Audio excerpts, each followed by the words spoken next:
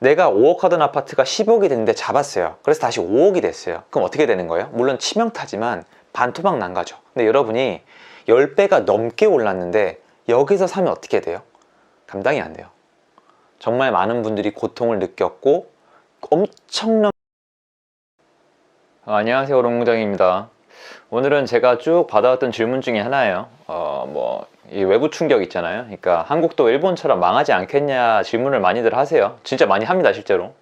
그래서 제가 일본과 한국의 차이점을 말씀을 드리는데 가끔 오해하시는 게 한국은 일본처럼 절대 될 일이 없다, 제가 이런 얘기를 한다고 생각을 하시더라고요. 근데 그건 아닙니다. 충분히 가능한데 제가 시나리오를 말씀을 드릴게요. 일본의 잃어버린 20년이라고 하잖아요. 사람마다 표현은 약간 다른데 그게 왜 왔는지 일단 공부를 해보셔야 돼요. 생각보다 어렵지도 않거든요. 일단 일본은 7, 80년대에 굉장히 잘 나갔어요. 자동차, 전자제품을 너무 잘 만들어서 미국뿐 아니라 전 세계에 엄청나게 수출을 잘했습니다. 그래서 그때는 일본이 최고였어요. 여러분 일본 제품 좋다는 얘기 들어보셨죠? 그때부터 나온 겁니다. 근데 미국이 가만 보니까 미국은 힘이 되게 세거든요.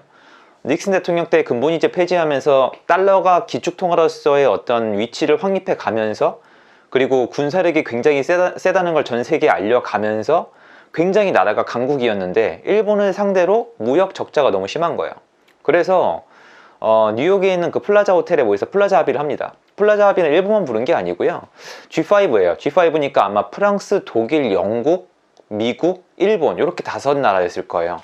거기서 얘기를 해요. 야, 우리 미국이 적자가 너무 심하고 너네 이제 되게 잘 사는 것처럼 보이니까 너네 화폐를, 엔화를 절상시켜라. 엔화를 비싸게 만들어라는 뜻이에요. 이렇게 얘기를 합니다. 물론 그때 일본만 한 건 아니고 독일도 했었어요. 독일도 했는데 독일은 번외로 하고 일단은. 일본은 어떻게 했냐면 받아들일 수밖에 없었어요. 정확한 기록은 없어요. 그걸 왜 받아들였는지. 이름은 플라자 합의인데 사실 합의는 아닐 수도 있습니다. 일본은 어떻게 하겠어요? 대기업들이 수출하면 어떻게 되냐면, 생각을 해보세요 여러분. 일본 입장에서는 대기업들이 이제 어떻게 되냐면 미국의 자동차가 들어오면 3천만 원 하던 게 2천만 원 하는 효과가 생기고, 일본 자동차를 수출을 하면 미국에서 3천만 원 하던 게 4천만 원 하는 효과가 생겨요. 좋게 들리지만 미국 사람들은 더 이상 일본 자동차를 사지 않죠. 그렇게 되면 상대적으로 덜 사겠죠. 물론 향후 몇 년 동안은 계속 잘 팔렸어요. 여기에 너무 걱정을 했던 일본의 정부가 어떻게 했냐면, 야, 이제 수출이 어려워지겠다, 우리 대기업이 망하겠다, 그러니까 내수 경기를 살리자 라고 생각을 한 거예요. 그래서 그때 어떻게 했냐면은 내수 경기를 살리기 위해서 대출을 풀어주고 환율을 내렸어요. 환율을 엄청나게 내렸어요. 정말 쭉 내렸습니다. 그리고 대출을 무지무지 잘해줬어요. 특히 기업들에게 정말 많이 해줬어요. 그리고 얘기를 합니다. 투자해라. 내수가 활성화될 수 있도록 돈을 돌려라. 땅도 사고 다리도 짓고 빌딩도 짓고 이거저거 하고 싶은 거 다 해라 이랬어요. 그때 당시에 일단 심했던 거는 한국과 달리 기업들이 땅을 많이 샀어요. 투자하려고. 그리고 땅값이 폭등을 했습니다. 어느 정도 폭등을 했냐면 기록에 따르면 한 4년 동안 10배 이상이 올랐어요. 그죠? 4년 동안 10배 이상이 올랐다는 게 어느 정도냐면, 여러분 그냥 단편적으로 말씀을 드릴게요. 아파트가 2억짜리가 있는데 4년 있다가 20억이 된 거예요. 물론 지금 한국 아파트 값도 여러분이 느끼기에 정상이 아니라고 생각될 수도 있겠지만 상상을 한 번만 해보세요. 2016년도에 강남의 한 아파트가 한 8억이었는데 지금 80억인 거예요. 너무 심하잖아요. 그 이상인 거예요. 그런 효과가 일어나니까 어떻게 됐느냐, 기업들이 일은 안 하고, 왜냐면 일을 해도 수출이 점점 어려워졌거든요. 뒤로 갈수록 수출은 어려워지는데, 그러니까 돈을 못 버는 건 아니에요. 수출은 어려워지는데 내수에서 대출을 받아서 땅만 사면, 무슨 인프라 투자만 하면 돈을 버는 거예요. 그럼 누가 일을 합니까? 그래서 미친 듯이 투자만 해요. 땅값이 폭등을 합니다. 근데 땅값이 폭등을 하면 어떤 일이 생기냐면, 그 땅을 사서 아파트나 서민들의 주거 공간을 지어야 되는 그런 일을 할 땅이 없어져 버려요.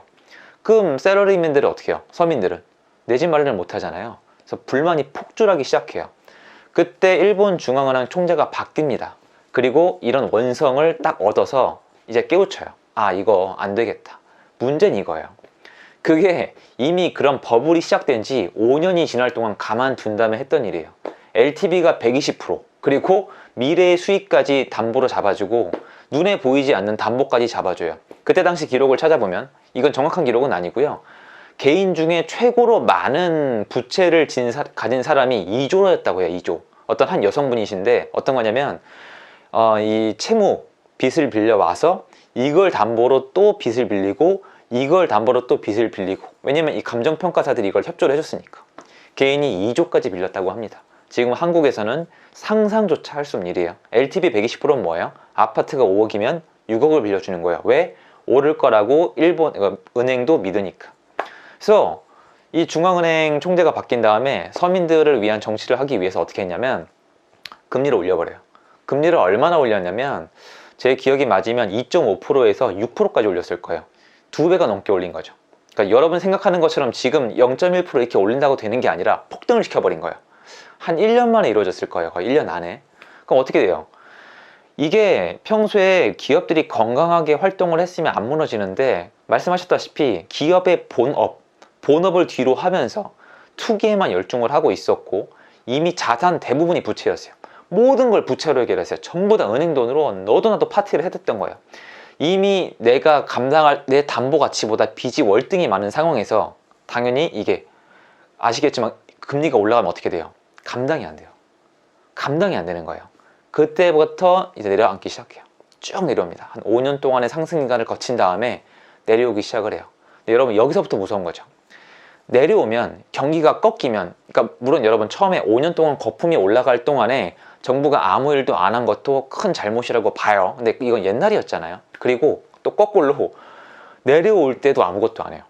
원래 경기가 하락하면은 금리를 낮춘다던가 대출을 풀어준다던가 완화 정책을 펼쳐서 약간 경착륙을 시켜줘야 되는데, 왜냐면 샐러리맨들, 서민들의 어떤 원성과 그 표를 얻어야 되니까 가만둬요. 그냥 땅까지 그냥 박살이 나도록. 그래서 쭉 내려가요. 그리고 어떤 현상이 일어났겠어요? 도산이에요, 도산.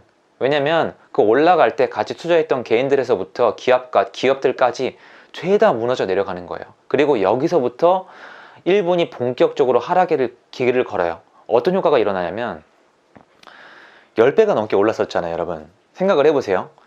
아파트 값이 2배가 올랐는데 꼭지에서 잘못 잡은 사람은 어떻게 돼요? 그냥 반토막 나고 끝이에요. 그러니까 이게 말도 안 되는 건 아는데 한번 생각을 해보세요. 내가 5억 하던 아파트가 10억이 됐는데 잡았어요. 그래서 다시 5억이 됐어요. 그럼 어떻게 되는 거예요? 물론 치명타지만 반토막 난 거죠. 근데 여러분이 10배가 넘게 올랐는데 여기서 사면 어떻게 돼요? 감당이 안 돼요. 정말 많은 분들이 고통을 느꼈고 엄청난 공포심에 휩싸였어요. 그러니까 이때가 아마 일본의 베이비 부머 세대, 한국 그 동일 비슷한 세대로 알고 있는데 그때 어른들은 이제 지갑을 닫아버린 거죠. 그분들은 이제 이 인식이 있는 거예요. 아직도 그 일본에 있는 어른 세대는 현금을 보관하고 있어야지 살아남는다. 저번에 말씀드렸잖아요. 어떤 굉장히 안 좋은 대외 변수가 나왔을 때는 현금을 확보하신 분들이 다음을 기약할 수 있다고. 부채로만 이루어진 성이었으니까. 그래서 현금을 확보해야 된다. 현금을 밖에 투자하면 안 된다는 생각이 들어서 5년 정도까지 올라가고 5년 정도까지 이렇게 내리박힌 다음에 그 이후로도 10년 동안 아무것도 안 하려고 그래요. 왜? 너무나 무서운 공포를 경험했기 때문이에요. 자, 그러면 국내에 돈이 안 돌죠. 그럼 어떻게 되겠습니까? 침체예요. 침체고, 여러분 5년 동안 10배가 오른 게 5년 동안 제 10배가 오른 걸까요? 아니요. 제가 봤을 땐 미래 세대가 가져와야 될 과실까지 전부 다 끌어당겨다 쓴 거예요. 그럼 어떻게 되겠어요? 끌어당겨 쓴 만큼 대가를 치러야 돼요. 그러니까 발전이 아니라 계속 수습 기간인 거예요. 앞에 벌렸던 걸 수습을 해야 되는 거예요. 다시 밸런스를 맞춰가면서. 그래서 일본은 잃어버린 20년을 겪게 돼요. 5년 정도까지 올라갔다가 5년 정도까지 폭락을 했다가 이 공포를 이겨내는데 10년이 지나요. 지금은 어느 정도 자리를 잡았죠. 아베 정권이 들어온 다음에 완화 정책을 본격적으로 폈죠. 2015년이었나요? 그 정도로 기억을 하고 있는데, 참고로 여러분 저는 이쪽 전문가가 아닙니다. 제가 공부한 정도를 전달해 드리는 거니까 전문가분들이 계시면 뭐 댓글로 이제 수정을 해주셔도 좋고 따로 찾아보셔도 좋고요. 그래서 제가 생각했을 때 제 말은 이거예요. 한국이 일본처럼 간다 안 간다라고 믿는 분들이 생각하는 근거라도 있었으면 좋겠다는 거예요. 무조건 뭐 일본은 한국의 10년의 미래이다? 이런 말도 안 되는 헛소리 말고요. 저는 들을 때마다 웃겨서 말이 안 나와요. 세상에 그런 게 어디 있어요? 그러니까 일본이 한국의 10년의 미래이다? 말도 안 되는 얘기고요. 제가 봤을 때 한국 부동산이 붕괴하려면 3가지 조건이 갖춰져야 돼요. 저는 그렇게 믿고 있는 거예요. 제 믿음이에요. 1. 대출이 일본처럼 돼야 돼요. 한 5년 가까이. LTV 120% 이상, 그리고 담보가 무조건 잡아주는 거예요. 담보를 무조건 하겠다 그러면 무조건적인 담보, LTV 120% 이상, 그리고 저금리, 이 3종 세트가 있어야 돼요. 그러니까 여러분이 지금 뭐 하겠다고만 하면, 집을 사겠다고만 하면은 그 아파트 가격 이상으로 은행에 빌려줘야 돼요. 안 되죠. 택도 없는 소리예요 지금. 그럼 여러분이 이제 여기다 그래프를 끌어다가 한국의 부채율이 얼마나 높다, 붕괴 직전이다, IMF보다 나쁘다 라고 얘기하실 거잖아요. 이해하는데 여러분께 여쭤보는 거예요. 통계 말고 여러분께 여쭤보는 거예요. 여러분 지금 은행의 부채가 여러분 자산보다 많은 분 계세요? 훨씬 많은 분. 내가 아무리 따져봐도 내 순자산의 가치가 5억인데 난 빚이 10억이다. 몇 분이나 되세요?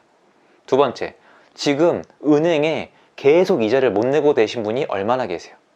세 번째, 은행에 이자를 못 내서 경매에 넘어갔는데 이 집이 경매로 안 팔리고 있는 분은 또 얼마나 계세요? 이게 다 진행이 돼야지 경기가 붕괴가 됩니다. 아시겠죠? 일단 이 3종 세트가 이루어져야 되고, 두 번째, 국가가 방관을 해야 됩니다. 10배가 넘게 오를 때도, 그게 다시 떨어질 때도 그냥 가만히 있어야 돼요. 이제는 안 되는 거죠. 가만히 있어야 돼요.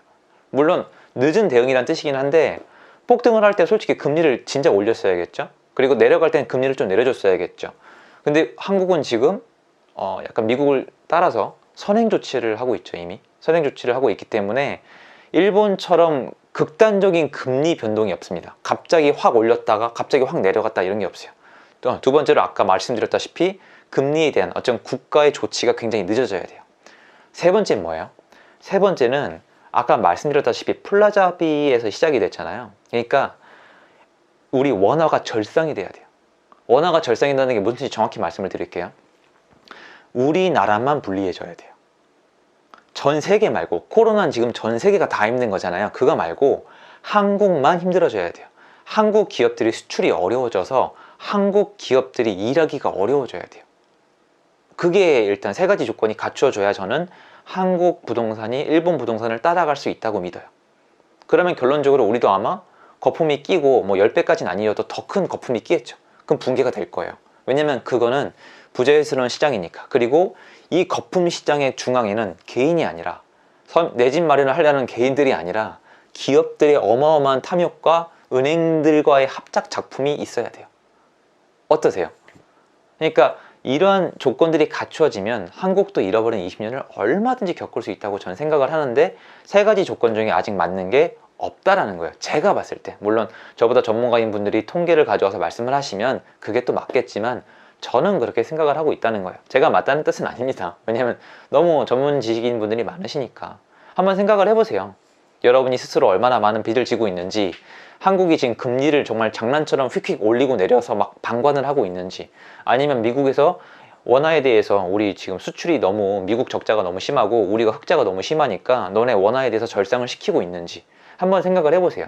참고로 어떻게 보면 지금 미국과 중국이 그런 딜을 하고 있는 거잖아요. 트럼프는 중국에게 우리 중국에 대한 무역 적자가 너무 심하고 너네가 우리한테 흑자를 너무 많이 보니까 위안화에 대해서 절상을 하라는 얘기를 하고 있고, 중국은 일본의 플라자 합의를 보고 그걸 하게 됐을 때 어떠한 대가가 따르는지 알기 때문에 그걸 통해서 지키기 위해서 팽팽한 줄다리기를 하고 있는 거거든요. 우린 이미 경험이 있어요.